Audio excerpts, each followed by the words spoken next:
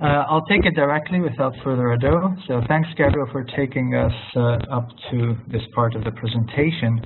Where we are now in the status of the draft articles is to look at the future and to take stock of the two key characteristics that we think can be drawn from the last, I would say, 6 years, if not more.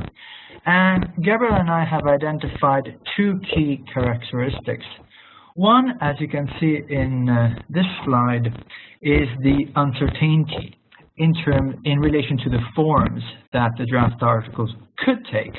And now this is not a new debate. This is a debate that has been taking place throughout the negotiation of the draft articles, throughout the writing of the draft articles, but to some extent it's still one of the heated issues. And without taking too much time, I think there are three options on the table that are worth exploring a little bit further. One is the possibility that the draft articles become an independent treaty. The second is that the General Assembly adopts it as a declaration of principles. And the third would be that they just stay as they are, status quo, the draft articles annexed to a General Assembly resolution. Now, all three have difficulties, challenges, and all will be again on the floor to some extent, not this year, but at the sixth committee of the General Assembly in 2016. So we have almost a year and a half to look at these options and see which ones are more favorable. Now, independent treaty would mean a number of things, and in particular from a technical international legal perspective, it does mean that it would have to be renegotiated, that it would have to have ratification from a number of countries for it to enter into force, and that per se can lead to some problems. Some could say that the Declaration of Principles could be a good option, but could be less strong, softer if you want, than a treaty. And some could argue, but why would you want to just leave them as they are? But actually, as we will show in the next slide, leaving them as they are doesn't mean that from a normative perspective, from a legal perspective, they do not have any effects. So let me take you to the next slide, if Kirsten gives me access to. You may have to go to the top again and manually click the pages. Okay, there we are. So what we have as the second characteristic that we have highlighted is this idea that slowly but steadily the draft articles are gaining traction in state practice. Now, obviously I agree with the numbers, I agree with Gabriel when he does say that compared in particular to transboundary rivers, lakes, there are very few agreements. But if one looks at the trend from the 2008, from when the draft articles were first annexed to a General Assembly resolution, we do see some traction. We do see that the Guarani Aquifer Agreement, despite the fact it's not in force in 2010, have mentioned the draft articles in their preamble. We then have the other two declarations, model provisions, 2009, 2012, that you have in the slide, that either refer back to the draft articles or are clearly inspired by the draft articles. But we also have some interesting developments in the fact that, at least in one case, in 2010, a Supreme Court of Justice of a country, in this case Costa Rica, actually referred back to the draft articles. And the point is, they wouldn't do this if draft articles annexed to a General Assembly resolution would have no legal effect, were not useful, let's say, to make it much more simple. They do have an effect. They are spelling effects legally. They do guide, as we now see, it's actually reflected in the General Assembly resolution, state practice. And from an international legal perspective, what this means is that if state practice continues for a period of time and countries consider to be under a sort of obligation to follow the draft articles, this may well end up being part of customary international law. Now, moving to the next slide, I also want to just briefly, before I get to the conclusions, highlight the law of transboundary aquifers within a wider international agenda. 2015 is an incredibly important year, as Kirsten said in the beginning of this webinar. We have the Sustainable Development Goals that will be finalized, but not just that. From an intergovernmental process, we also have the climate change negotiations. Now, Kirsten spent some time and very detailed clarification of where we are with the SDGs. We have a draft goal 6, which is about water.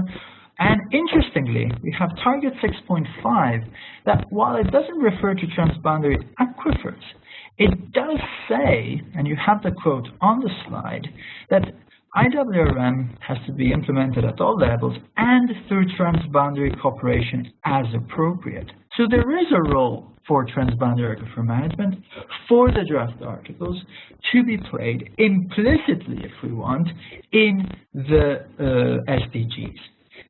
Climate change is also very relevant, in my opinion. This has been touched upon to some extent by our colleague Richard Taylor in his presentation. And again, here it's a question of implicit relevance of groundwater, possibly more than transboundary aquifers in this case, but the two obviously are connected. Climate change is at a crucial status. In December in Paris, the international community will get together to what many consider to be the last chance to effectively, meaningfully deal with climate change. And in Paris, a new agreement should, and I clarify, should be adopted by the states present. Now, should groundwater be there? Should the word groundwater be there? Should there be attention for groundwater? Well, there are two things.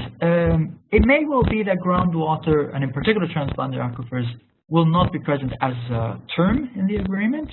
But if we agree that groundwater is crucial for climate change adaptation, any reference to climate change adaptation, and there will be plenty of these, will be implicitly relevant for groundwater.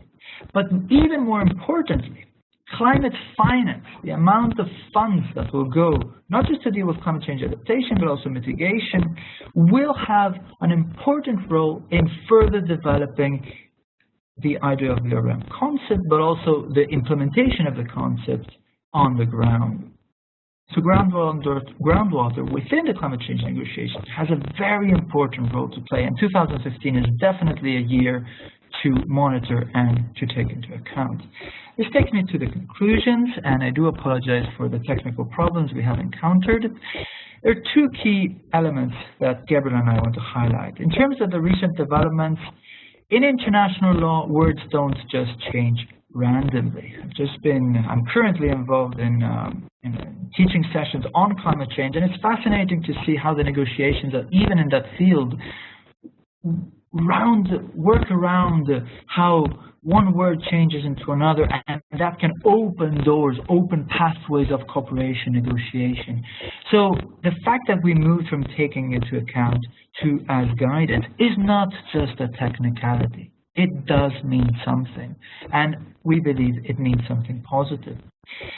In terms of the future of the draft articles, very briefly to sum up, yes, there is uncertainty, but even if they were in the form that they are now, that being a series of draft articles annexed to a UN General Assembly resolution, these do have a legal effect, and you can see it because from 2008 onwards, practically every effort to develop management structures that include legal structures, legal arrangements, have referred, considered, take into account, and probably look at guidance from now on to the draft articles on the law of transboundary aquifers. And with that, I conclude, Kirsten, and I thank you very much and apologize again for the technical inconvenience. Great. Thank you so much for that wonderful presentation. Just to bring this topic to a close, we heard a lot about kind of the synergies that are happening around this issue of groundwater in the sphere of international law. And we also saw that there are some really clear connections between what we were discussing earlier with the Sustainable Development Goals, with issues related to climate change. So it was really this section, was really a great way to see how these issues are really integrated. It's so often that we tend to work in silos and be in our disciplines or be on our particular projects. And this shows how we can use things like the community of practice to really cross-pollinate and really stay aware of the things that are bringing us together in this profession. So now I would like to go ahead and move on to our third topic, which is assessing transboundary aquifers. And our first speaker is going to be Geert-Jan Nijsten, and he'll be talking about the Transboundary Waters Assessment Program. And then after that, we'll have Laura Del Val Alonso talking about the Transboundary Aquifers of the World map. So we're very grateful to have both of them here with us today, and I'm going to go ahead and turn things over to Geert-Jan.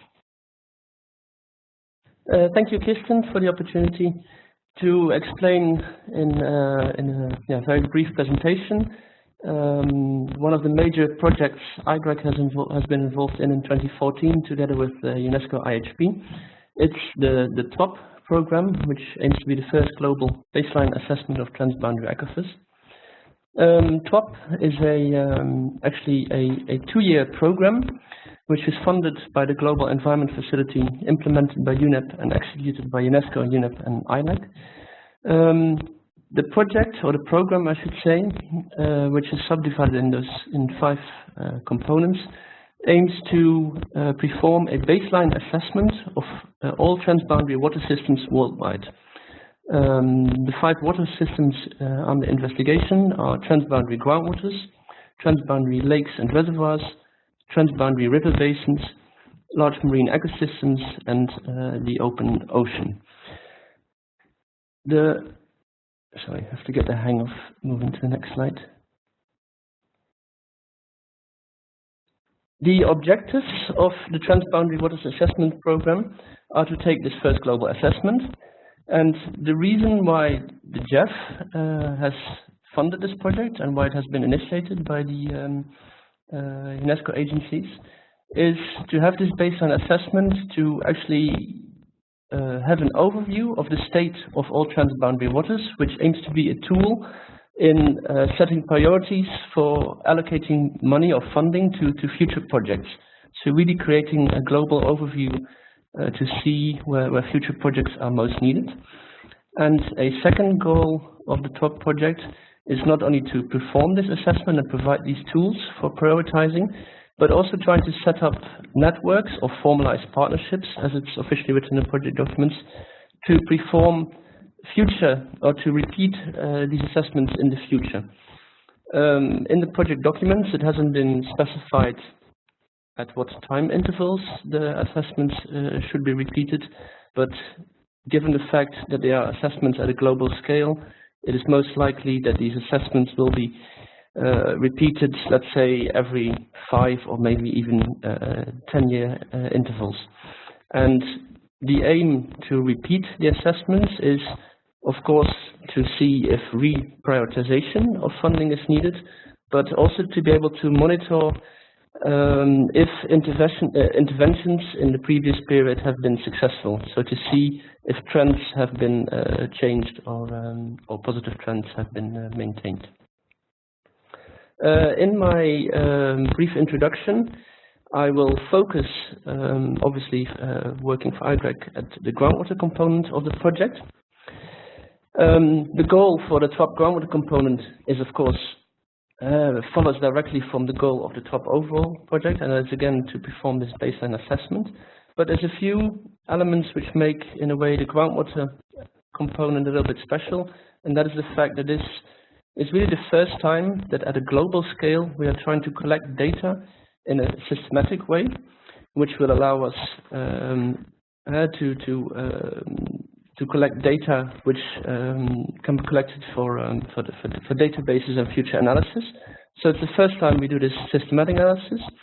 It's meant to be a comparative assessment, meaning we're not going to collect lots of detailed information for all the different groundwater systems around the world, but it's going to be information at an aggregated level, which allow to make comparisons of transboundary aquifers at a global, continental or subcontinental scale. It's going to be a multidisciplinary assessment, and we'll explain that a little bit later, of all large transboundary aquifers in the world, which in total is 199, which are part of the assessment, but not only of the transboundary aquifers of the world, but also of selected groundwater systems of small island developing states. Given the fact that it's a very short impression I can give in these 10 minutes, I won't go into too much detail of the component of the small island developing states, but in general, a very similar methodology and processes followed as has been followed for the transboundary aquifers, which I will explain in the rest of my talk. The method to perform this global assessment of transboundary aquifers has two important arms. One is a global survey, in which we're following a participatory approach, where it is not UNESCO and IGRAC who are collecting the data themselves, but in the project we're making use of UNESCO's network, a very extensive network, I should say, worldwide. So we're using the regional United Nations regional organizations to make contacts with national experts, and it's national experts who are actually providing the data for this assessment. In order to ensure that we're receiving systematic data, a questionnaire, well, a methodology has been prepared, which has resulted in quite detailed questionnaires, which have been given to all the national experts worldwide, and the national experts have been working for a selection of transboundary aquifers in their region on filling out these questionnaires. We've also organized regional workshops in the different parts of the world to bring together these national experts to discuss their preliminary data, to allow national experts to compare their results at their national level with the data and the information from their counterparts in the countries with which they share the aquifers. So that part is the global survey. All those data are being collected here at IGRAC, then processed, further harmonized, and uploaded into a database, which will be made available to the general public through a map-based information system, about which I will tell a little bit more towards the end of my talk. The second part of this global assessment is performed by the University of Frankfurt, and they are making use of a global water use model. It's called the water gap model. And they will be doing scenario analysis at this global scale for the same selection of transboundary aquifers. And this combination of the global survey and the global model allows us not to only get an overview for the current state of transboundary groundwaters, but also through the scenario analysis try to get an insight into potential future developments related to groundwater use, as, for example, as a result of changes in population or climate change.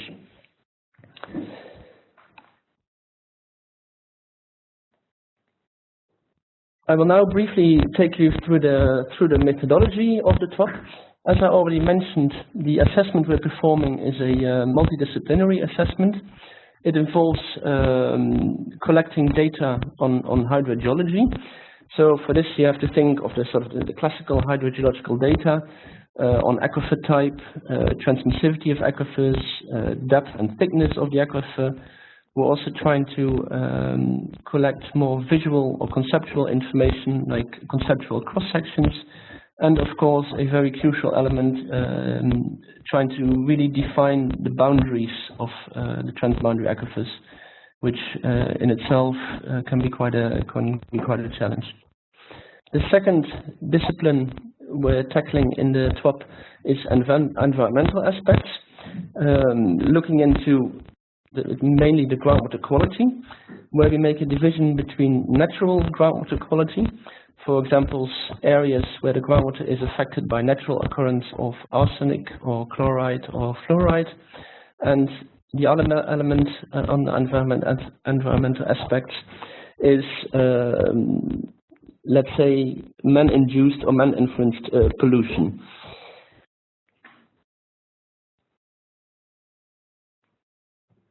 Sorry, I'm having some difficulty getting the subslides.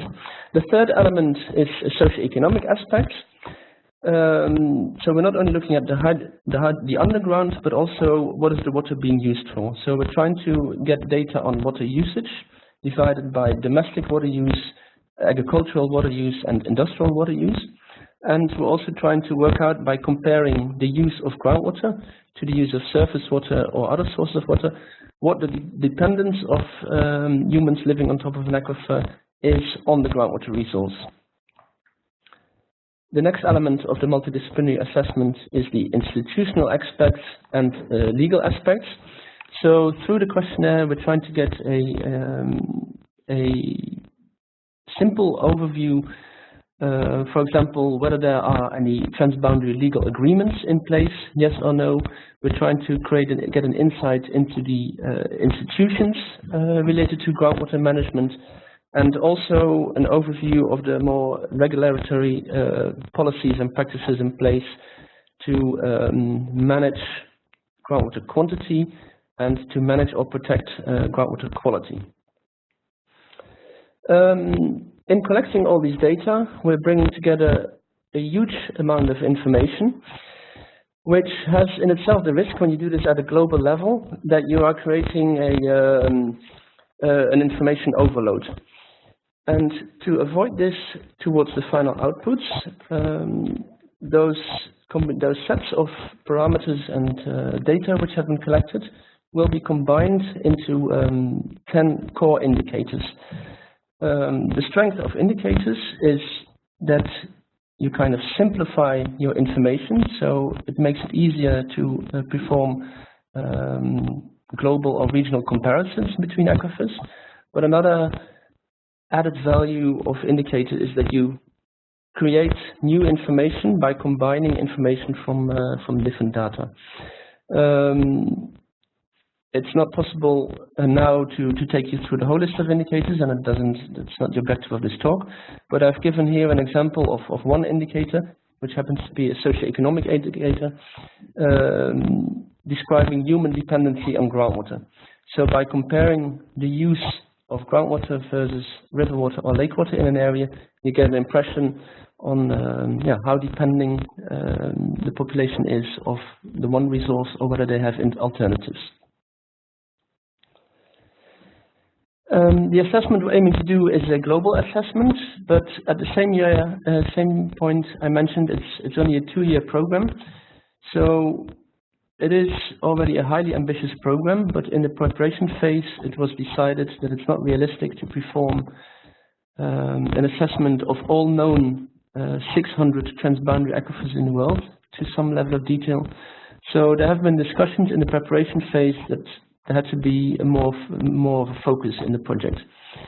It was decided to set a threshold of 5,000 square kilometers, meaning that in principle all aquifers smaller than 5,000 square kilometers are not included in TWAP. Some exceptions have been made, I must say. If national experts considered a small aquifer of very large importance or a great example, then it has been included in TWAP. But this threshold of 5,000 square kilometers has been used as a standard selection point. And that reduced the amount of aquifers we are assessing in TWAP from at presently known more than 600 transboundary aquifers to the final list of 199 transboundary aquifers included in the TWAP assessment. On the slide, you also see the most sort of recent version of the transboundary aquifers map of the world, where the aquifers included in the TWAP assessment are marked in blue, and the remaining aquifers in the red or pink color. In the next presentation, Laura will tell a lot more about the development of these maps and etc. So I won't go into detail there now. The title of our webinar is Lessons Learned from 2014 and Looking to 2015. We, IGRAC and UNESCO-IHP, have been working on TWOP for a large part of 2014, or only started in 2013. The main data collection only ended in the last quarter of 2014, which means that at present we are very busy at sort of processing, reformatting, uploading all information into a database. So I regret that I can't at this point in time present to you any final results of the project. But on this slide you see some products we have made based on a first subset of data. And it just kind of illustrates the information potential of all the data we have been gathering over the last year. In this example, in the background, you see a map depicting, for the aquifers of which we had data at that point in time, the human dependency on groundwater, divided into 6 categories of dependency. And on the right top corner, a simple histogram showing the same kind of information, the same information is on the map, but then in histogram. So where, again, for this fictitious data set, there is quite a large amount of aquifers with very low dependency of groundwater. There's a group with about 50% of dependency of groundwater, and again, a large group where the population depends almost fully or completely on groundwater. In the left-hand side of this slide, you see some examples of information collected related to groundwater pollution. The image in the background with the pie chart describes the information we received from national experts related to the source of groundwater pollution, while the small graph in the front depicts graphical information of the estimated percentage of surface area of aquifers which has been polluted as a result of human activity. So again, this is all very preliminary information based on a subset of data, but it gives an impression of the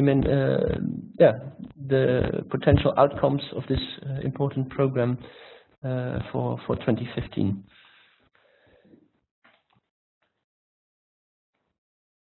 Another very important outcome of the output of the TWOP project, which will become available in 2015, is an online information system which is map-based, through which all information which has been collected through the TWOP assessment will be made available. You see on the left side a screen dump of our information management system, which at present is still in development. Again, showing the aquifer boundaries, and on the left there will be a whole menu tree of all the different data sets which can be browsed and then depicted at the aggregated level. All metadata related to the data will be available through this online system as well, so that it is always possible to retrieve the original source of information. The system, in addition to map information, also allows us to upload documents, images, or table information. And one of the examples of information we will be linking to this IMS, uploading to it, are the aquifer information briefs, of which an example is given on the right side of the slide. In addition to uploading all the information from questionnaires, we will also compile for each aquifer a short information brief. We're aiming at briefs of 2 to maximum 3 pages, which on the first page show a simplified map of the aquifer with the boundary, and if we have additional information, it will also show the zones of major pollution, or the recharge zones, or the major discharge zones. So in a very simplified conceptual way. and also at the bottom some conceptual cross-sections if there is enough information to compile that. On the next sheets there will be a narrative describing the aquifer and describing not only the aquifer in terms of hydrogeology, environmental and socioeconomic, but also in terms of recent or emerging issues which need attention. And yeah, all this information will become available in the course of 2015. Then my last element, as I said, TWAP is very much a work in process, but at the same time, it is always possible also during the course of the project to give already some preliminary conclusions. One important lesson learned, I think, from this TWAP approach, which is actually not new, but it follows a proven recipe which has been followed in previous ISAM initiatives, where the participatory approach is very useful in the fact that it unlocks information which was previously available at national level, or but in addition to that, it very much triggers cooperation between countries. The next learning element from TWAP so far is that this first ever real systematic data collection at the global level really allows us to establish a cohesive and accessible database. In the past, efforts have been made to collect data, but it has not been done in the same systematic way as it has been done now. So even though there is already a lot of information available, or some information available on transboundary aquifers, this is the first time it's really done in a systematic way, which in the future will allow all kinds of analysis. The fact that we're doing this assessment in a systematic way also unveils information gaps, and this in itself will already be a very important recommendation for the TWAP project, in the fact that it doesn't only show where interventions are needed to improve the management situation of the aquifers, but it also shows where our most crucial data gaps are, and hopefully this will help initiating projects to start filling these data gaps. Of course, we also look at what we can improve for the future. We've listed 3 elements here. One point of attention for the future, which IGRAC will be working on, but also for future assessments, is that we will need to find a way to really keep on improving data quality and consistency, because in this first round of performing a global assessment, we are fully depending on the information provided by national experts, and we will really have to think of a way to turn all this data into a high quality and very consistent data set. To keep national experts enthusiastic for future assessments, we need to think of incentives to involve people. And we have also learned from the side of IGRAC and UNESCO that it's always good to keep on looking at ways how to further improve the efficiency of data collection, because you can imagine that it is a huge goal to try to do a global assessment, and we found that on the way, even though we try to think the whole process through on forehand, we have learned on the way that it hasn't always been as efficient as we would like to. Then, looking into the far future, kind of post-TWAP, the collection of data and the assessment of transboundary aquifers will not finish when TWAP is finished, because UNESCO will carry on the work related to ISAM, where through regional networks data collection will continue, and there will also be work to further expand the networks of national experts involved in this kind of data collection and assessment. And IGRAC is committed to maintain and further develop the information management systems related to the data of transboundary aquifers. And with this, I want to conclude a very brief impression of a very large program.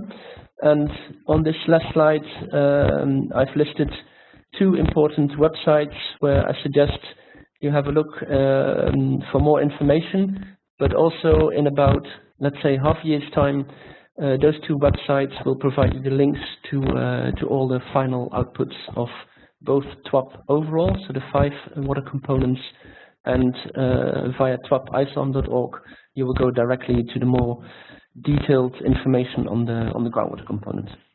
And with that, I would like to conclude. Great, thank you, Geert-Jan. We're going to move straight into Laura, talking about the TBA map.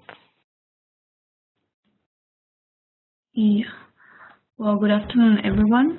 Just going to see if this works. Yeah.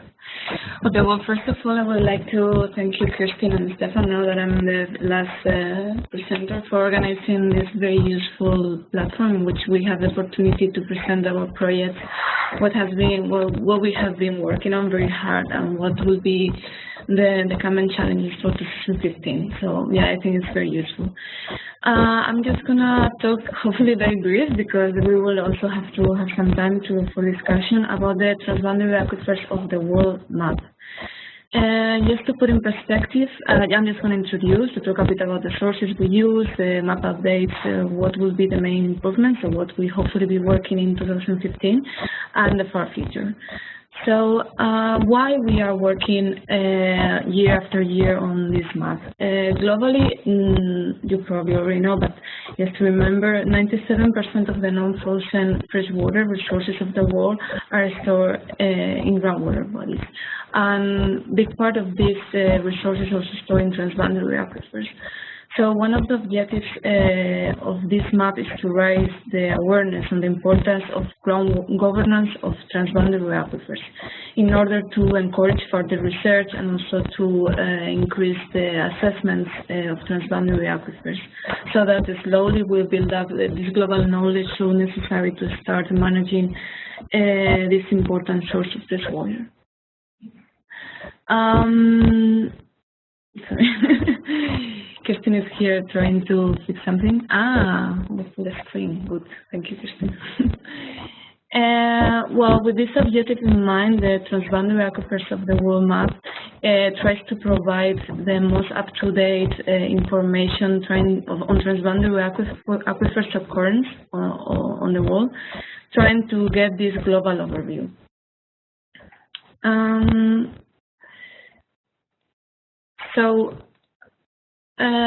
We are gathering information. We are using a lot of sources of information and working with organizations and projects from all over the world that are focusing on the transboundary aquifers at regional and global scale.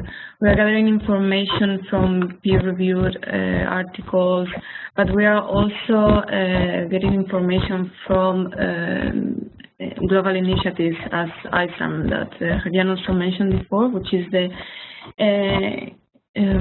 International Water Assessment Program from UNESCO-IHP for transboundary aquifers. And in the map is included information that was published by them in the Atlas of Transboundary Aquifers. Also, we included information from regional assessments, as such the second assessment from the UNIC, that gather information on transboundary aquifers and groundwater bodies for Europe and part of Asia. Also, for example, the groundwater serial maps of Asia, work done by the Chinese Geological Survey, and that we have been working with them to include it in the last update in 2014. We also have got information from the inventory of shared water resources in Western Asia, a work done between UNESCO and the German Geological Survey. And the last update that is going to come, the last information from the TWAP project that has been presented by Geert-Jan.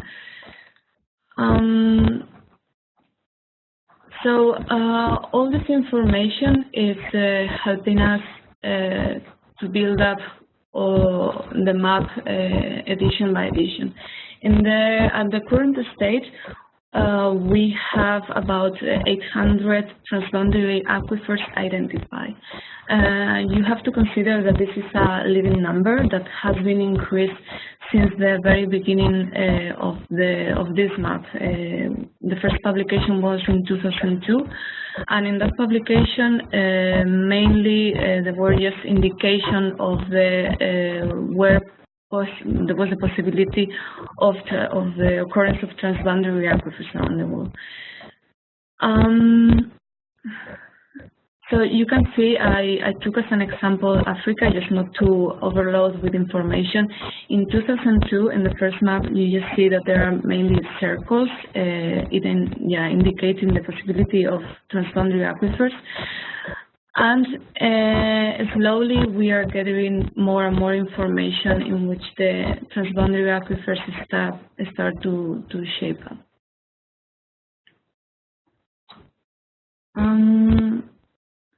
If I'm able to go to the next slide. Let's see. No, okay. As you can see in the next slide, between 2012 and 2015, there has been a great improvement on the information that we have collected to improve the delineation of transboundary aquifers. For example, in Africa, if you see Central Africa, you can clearly see how from 2012, in which most of the aquifers were just indications of occurrence, they have been shaping until the information that we just gathered through the TWAP project, in which there are several big transboundary aquifers that which delineation have improved tremendously. This last map that you can see here indicated as 2015 is just part of the set of data that we have gathered during the last 2 years, and that will be included in the coming edition of the transboundary aquifers of the world map that will be released in 2015, and that will be presented in the World Water Forum to be held in Korea.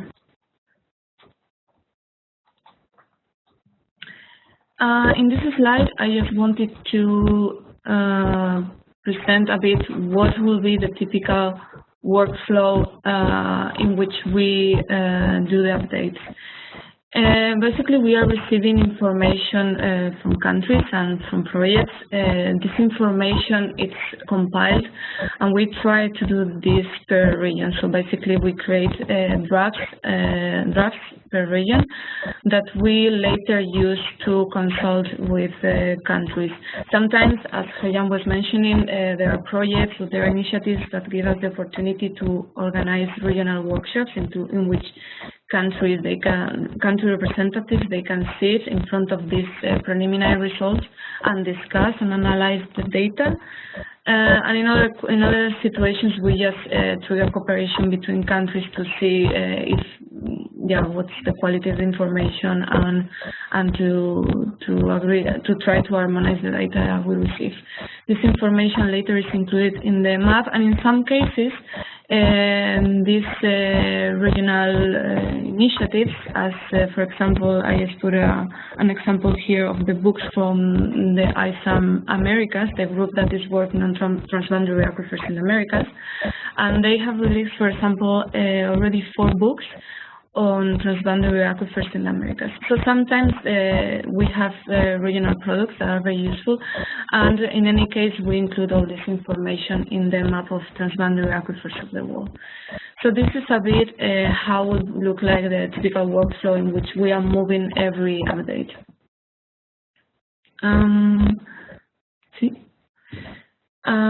One of the examples of a very successful group of people working on the transboundary aquifers is, as I said, the ISAM Americas. In the update of 2012, part of this update was coming from a serial of workshops that ISARM Americas was organizing, in which basically the whole group put in the information that we were able to compile over a couple of years. They were sitting down and really discussing and harmonizing all this data. Most of the information that we see now in the current version is coming from this book too, and now, for example, it's included in the map. Still, there is a lot of room for improvement and a lot of things to be done now that we are talking about our work in 2015. One of the things that I wanted to mention is the detail of the information contained in the map. This information is mainly related to the delineation of the aquifers, and this depends mainly on the different states of the process of delineation, but also on the different approaches for the delineation of transboundary aquifers. In the first one, we realized that, of course, this process that I was just explaining before is not perfect, and we have the delineations that have been confirmed and harmonized, in which this cycle process that I just mentioned has been closed, but we have also still some transboundary aquifers from which we still have unconfirmed delineations or even just indications, so that they are not delineated. We also have situations in which the countries sharing the transboundary aquifer, they have confirmed information, but it still hasn't been harmonized because, well, for example, there hasn't been a platform or a workshop in which they were able to do so.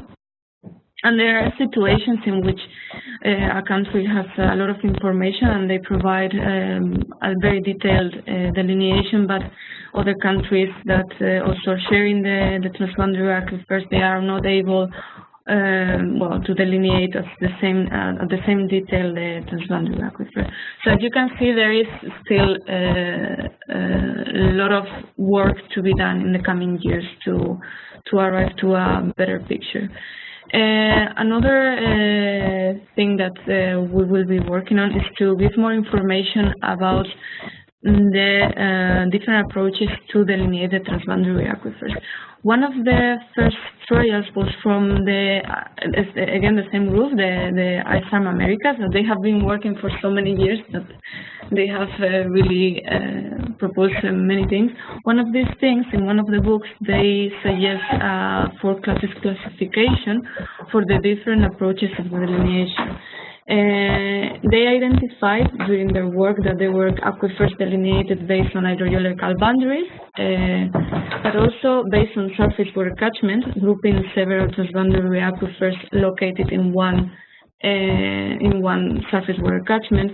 And there are other cases in which they consider only geological outcrops of the geological formations, and in other cases they use different approaches. For example, use more administrative units or other things. So there is still information that can be added to the map to increase the information available.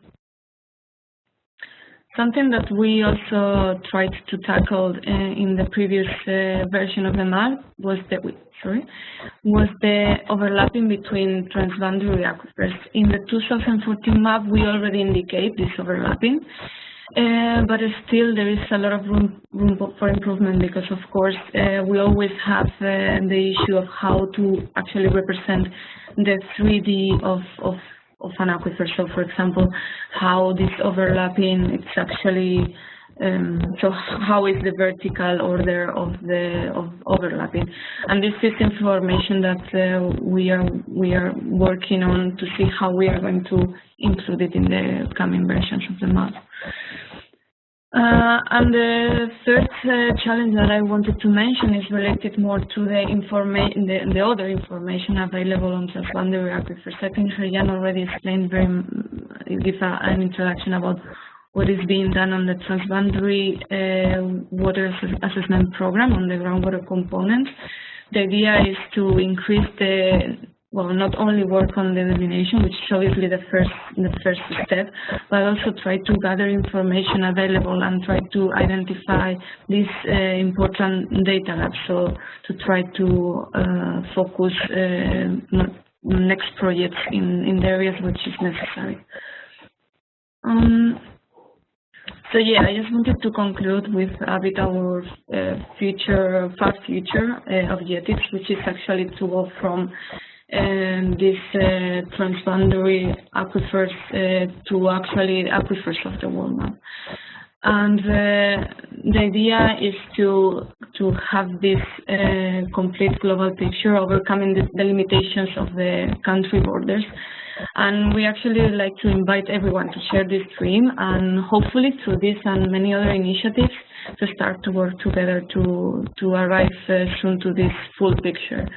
I also would like to invite everyone to check the map that is published in our website in IGRAC, so un.igrac.com. And if somebody is interested, you can also contact with us, and we will send you a paper copy. So I hope that I gave a bit of an overview of what we are trying to do with the map and what are the challenges for 2015. Thank you. Great. Thank you so much, Laura, and thank you so much to everyone who presented. Just to kind of draw some very quick conclusions on this last topic, what Geert-Jan and Laura presented is really very interesting in the context of this webinar, because it really shows how participation, how collaboration, how cooperation can really increase the level of knowledge about our groundwater resources, and how those things can manifest in really concrete tools that we as groundwater professionals can use on a daily basis, such as maps, GIS databases, and various other inventories. So this is really a great close to the number of presentations that we're having today. As you notice, we're a little bit off schedule, partially because of a late start, partially because of technical difficulties, and also partially because our speakers had so much wonderful information they wanted to share with us. So I'm going to take us very quickly into our Q&A process. And so what I would invite everyone participating to do is, if you cannot see a Q&A chat bar on your right-hand side, hopefully we're out of full screen mode. If you cannot see a Q&A chat bar on your right-hand side, you may need to click the box at the top that's blue that says Q&A. And then please type a question directed at all of our panelists or one of our panelists, and we're going to do our best to get through all of your questions as quickly as possible. So might I ask that if one of our panelists wants to respond, they just turn on their microphone, and may I also ask that maybe don't turn it on yet until you're quite ready, till we have questions ready to go. Otherwise, we hear you typing. Then let's immediately take those questions. I'm not seeing anybody come up, which might mean that I have the first question, or perhaps means we've lost all our participants. I'm getting shouted at, saying there are questions that maybe I can't see. Oh, we still have 33 participants, but none of them are very inquisitive. Okay, well, while people are coming up with some questions, maybe I will ask a couple of questions I had of my own. So anyone can answer this one because it's a bit broad brush, but I saw that in general, there was kind of a focus at what's going on at the international level, although Richard did bring in quite a number of local elements based on his project work. But something that I personally think about a lot, and I think all of us think about, is how to maybe integrate across these different levels. Like, how do these global level efforts and these global level concepts such as sustainable development really translate on the ground? So I'm wondering if anyone has particular insights into either in their own project or professional experience, or just maybe more philosophically, what do you think is happening on the ground, and that may and whether it is or is not a reflection of what is being discussed in the global community, and or what can we do as people who really work kind of at a global level to really bring these issues down to the ground where they're going to make a difference in the day-to-day. Maybe whoever would like to start with that can unmute their mic.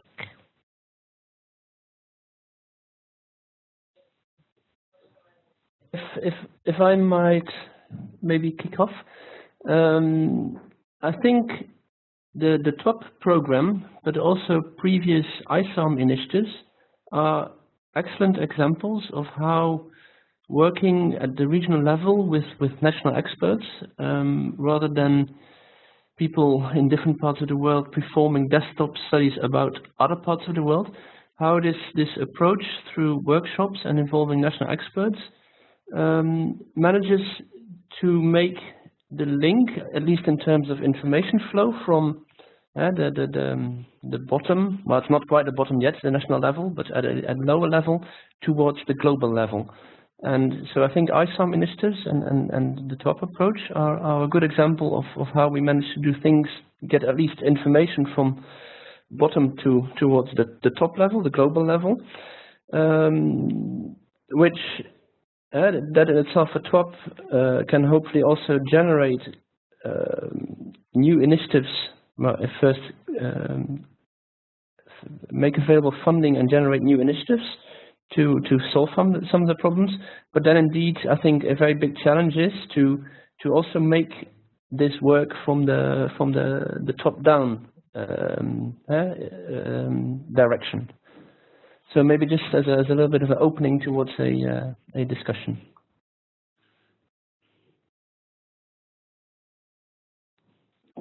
Great, thank you, Geert-Jan, for your intervention. Is there anyone that would like to follow up on that? And while our presenters are thinking, I just got a note from our technical coordinator that it may be better to use the chat box because it seems like Q&A is maybe going to specific presenters. And presenters, I don't know if you've received any specific questions, but maybe it would be good to, this is also a good time to share those if you think there are things that were relevant to everyone who may be participating.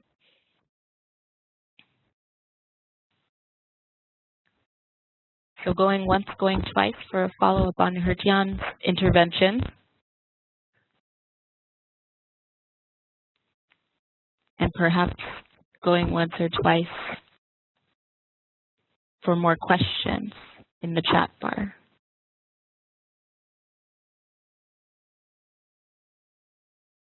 Well, I'm wondering now if maybe Richard has any thoughts on this issue of kind of initiatives, ideas, concepts, and ideals even being created at the global level, but being translated into on the ground level. How are you dealing with that in the UpGrow project? Grow Futures project, which is under the UpGrow umbrella. And you're even dealing with a very big challenge as well, which is the issue of climate change, which always seems very, very global and somewhat and less localized. So, Kirsten, thank you for your invitation to speak. Yes, there are a lot of rather complicated issues. Let me try and break some of them down rather quickly. Just to stir the pot a little bit, as an example of the complexity of climate change, we not only have uncertainty, for instance, in how rainfall spatially and temporally may be, the projections of it under a warming world. One thing we do know is it is projected to intensify. And so we don't know, for instance, whether groundwater replenishment will go up or go down, not only because of, let's say, precipitation volume or rainfall volume, but also because of its intensity. One thing that we're finding in the work that in West Africa and in East Africa is actually the current groundwater recharge models do not reflect the process by which recharge actually takes place. So although there are large-scale models estimating recharge and recharge under climate change, even if we necessarily believe in those projections, they are probably getting it right. Even if they were to be right, they'd be right for the wrong reasons, because the mechanism by which recharge is taking place is actually different from those of which they model. So this is actually, so I guess what I'm trying to say, there's a great deal of uncertainty in response to climate change itself. One perhaps fact that one can hold on to is, in a warming world, there's very good evidence and a very strong conceptual basis for the fact that rainfall will occur less frequently, but when it does occur, it will be more intense. And so that has important implications. In fact, it probably highlights how important groundwater will be, meaning it will sort of amplify the importance of groundwater in the future. We need a kind of stable store of fresh water. I think to get back to the heart of your question, though, was much more about the large scale moving down to the local scale. And this is challenging because we tend to manage water. Again, we don't manage water at a continental scale. It's very difficult to manage it even at a transboundary aquifer scale. And it really mostly comes down to basins and within nations around which people make water policies or decide upon a particular development trajectory or pathway. And in practice, the governments may have a particular ambition, or let's say about improving irrigation or enhancing access to safe water, under these sustainable development goals, and recognize the utility and importance of groundwater and maybe being a vehicle or a source for that improved access or improved food or water security. But when it comes down to local development, you're right. There can be often a divergence, perhaps, between a government policy and what actually may be feasible. One good example is the fact that between 40 and 50% of the aquifers that underlie sub-Saharan Africa, as an example, are low yielding. They're these weathered crystalline rocks, mudstones, and other aquifers. The geology, basically, of sub-Saharan Africa does not, in many locations, would not sustain intensified irrigation of any kind supplied by groundwater. And yet, governments often have ambitions just to do precisely that. And, of course, this fits into the business of land purchases or grabbing or investments that talk about. I guess I'm just bringing that up to tell you or emphasize maybe a point you had assumed, that there is often a divergence between, or differences is maybe a better way to put it, between what ambitions that may be held at a transboundary aquifer scale or at an even basin scale or national scale, and what actually feasibly can take place locally. And in essence, you're right. This is why there is a strong focus in the research that we're doing under the UK UpGrow program. If you Google UpGrow, anyone who's listening, if you Google UPGRO, you will quickly find the literature on and the projects related to this. And and this is very much why we are looking at those local scale initiatives. And I guess our aim is to try and do the scaling up. What's happening at the local scale? What's the participation? Who's developing water? How much groundwater development is essentially unchecked or unlogged? And trying to get a better understanding of what's happening locally. Who decides what kind of development trajectory or pathways are undertaken? But then we try to do that business of trying to scale, do the integration. If lots of local scale development takes place, what is the aggregate impact of that? And that's where we are working very closely with ministries to try and anticipate what the aggregate impact might be of lots of small-scale interventions, and we've decided to work at essentially at both scales. We know that water resources, and of course we think about integrated water resource management, we want to make sure that groundwater is formally included in decision-making that takes place at river basin scales, but helping ministries incorporate the impact of groundwater development into their river basin management, and then trying to figure out precisely how do you do that. What are the kind of model structures, what's the knowledge bases that people are using to make that kind of decision? So that's a lot of where we would say the research is at. It is trying to better understand process, getting back to the first point I made about how changes in rainfall volume and intensity may influence groundwater recharge, understanding, of course, that there will be associated changes in evapotranspiration due to warming and land use changes, or for instance, even intensification of agriculture or conversion of, let's say, perennial grasslands into crop cover. I mean, trying to account for a series of changes and what that might take and how that might influence water resources more broadly is where this research is going. There's been a fair bit of work. I'll just wrap up now. I know it's long-winded. Okay. There's a fair bit of work going on here, and it's trying to better integrate that and actually try to reconcile it with perhaps larger scale analyses that Geert was describing earlier, and trying to better understand the linkages between these very different scales of analysis and understanding. Thank you. Yeah, great. Thank you so much for such a good summary of a very, very complex set of issues. I think we do have a question that maybe came in for Laura. So I'll invite her to share the question with us and provide some insights. Yeah, sorry. This is a question from Jack van der Laan. I'm sorry that because he really did it right when Kirsten was asking for questions, but I'm also not familiar with the layout. So, but he's asking me, would you consider in the next version of the Transboundary aquifers of the world map to differentiate between true aquifers, groundwater bodies, and any other category proxies of aquifers? Yeah, this is a bit what I tried to mention in my presentation when I was talking about room for improvements, and I was mentioning that we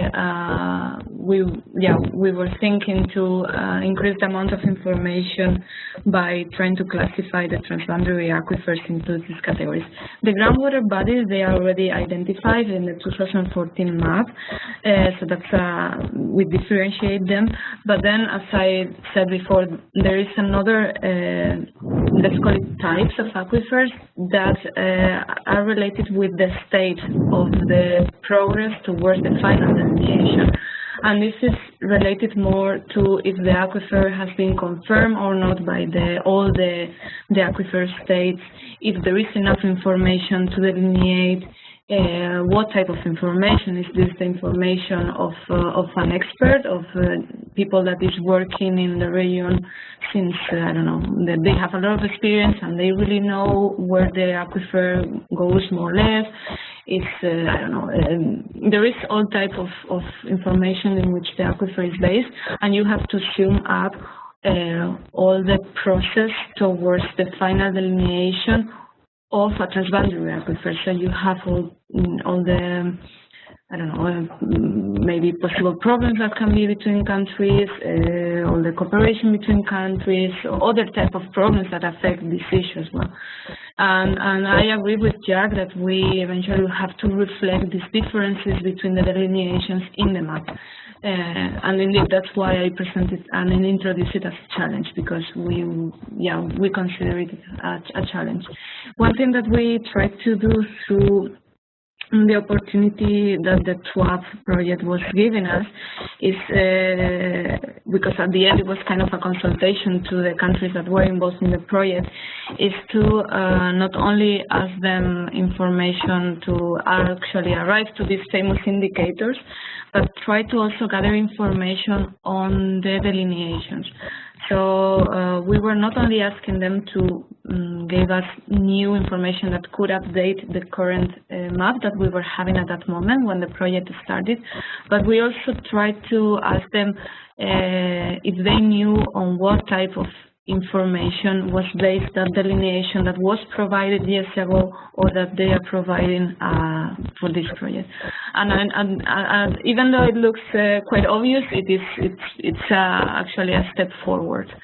So yeah, we want to, at the end of the project, try to analyze this information and see if we can use it also for the coming updates.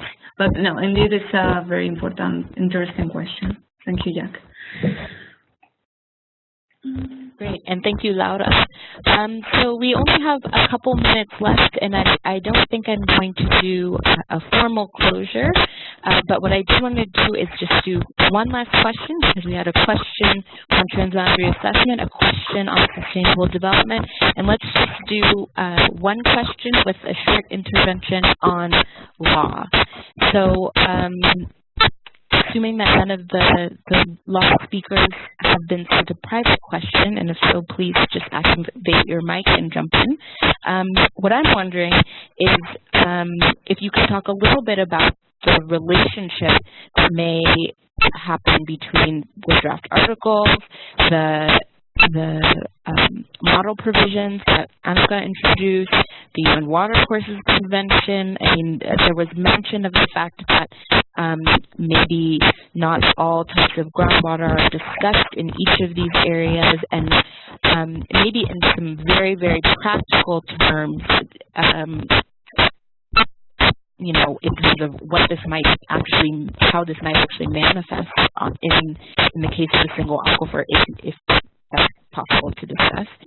You can talk about what that might mean and what we as practitioners should be aware of when we run into legal issues or things that we feel like demand some sort of legal expertise. Can I take the floor, Kirsten? Absolutely. This is Francesco. Thanks. This is a question that has been on the floor for some time, but I'll take a practitioner perspective here because you asked it in that framework. I mean, consider policymakers that want to draft an agreement on a transboundary aquifer. They will want to know where to look at for normative guidelines, if you want to call them like that, that will cover that specific transboundary aquifer. The draft articles give that because they cover all transboundary aquifers. The United Nations Water Courses Convention covers some transboundary aquifers, and the UNEC model provisions, they are open to all countries of the world, but obviously until those countries are not parties of the UNEC, will be applicable directly only to UNEC parties. But the point is that all three can actually be interpreted in a mutually supportive manner. And that is not just technical international law jargon, that is the way they should be looked at. Some can complement each other, so the draft articles and the model provisions can work together. The Water Courses Convention may well have some aspects groundwater related to surface water that can be extremely useful for the management of transboundary aquifers. So I think the point is that any policymaker looking at possibly devising an agreement on a transboundary aquifer has a panoply of legal instruments in front of it and doesn't have to look at them as mutually exclusive, but on the opposite, mutually supportive.